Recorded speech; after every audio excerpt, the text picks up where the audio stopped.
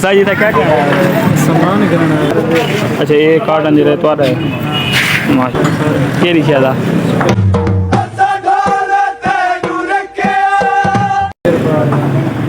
यही दुकान फिट गुजर दी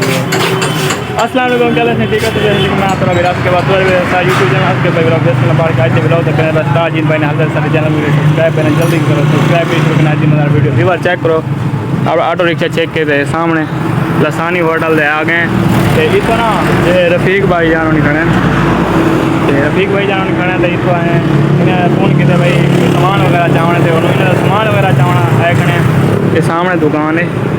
ये स्पेयर पार्ट दी इन्हों की रफीक भाई उन्होंने रफीक स्पेयर पार्ट की दुकान थी उन्हें तो सामान चाहिए सामान जाकर बिल वगैरह बनना पे ये सामान कार्टन वगैरह बने पे तो जुलते हम सामान वगैरह चैनल स्टार्ट वाल अगर जी डिटेल है देने हाल तक जिन्होंने सारे चैनल में सब्सक्राइब किया जिन्होंने सब्सक्राइब करो वीडियो कार्टन द्वारा है अच्छा ये कार्टन जो द्वारा है माशा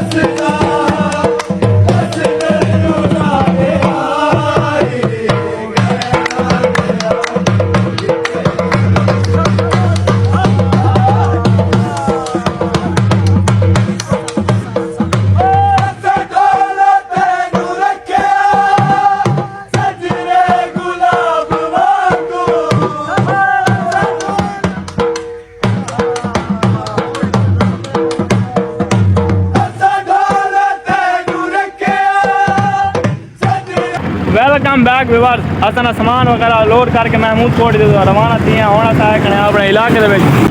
साढ़े जो इलाका है ना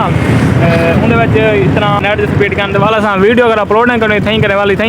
वीडियो अपलोड ही करनी है मैं चलो वीडियो अपलोड करके तो वीडियो अपलोड करने तो बाद चलो मैं क्या अपना व्लॉग की एंड करके तो जरा कोई दूसरे पार्ट बच्चे बदन वो मैं कितनी शूट करके चेक करो सामान वगैरह अपने ऑटो तो लोड करके जैसे उस्ताद मेरा सजी जी जी उस्ताद जी क्यों परेशान था बेटे परेशान है लाख दी ने पर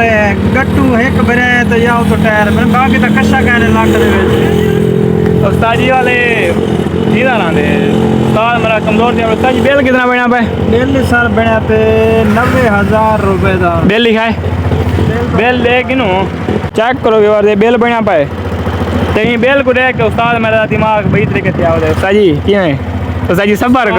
करो हाँ नहीं उस्ताद मेरा बड़े परेशान थे बड़े लेकिन ये पता कहनी है सामान मैं फजूल उस्ताद जी फजूल खर्ची का कहनी लगी थी मैंने यार सारा अपना कारोबार चाहते हैं मेहनत मजदूरी करे तो कश ना करे सब कोई लाभ से अगर लाख रुपये सामान भी कोई ना 30,000 ही बाज पवे ना एक बार है क्या नहीं बार है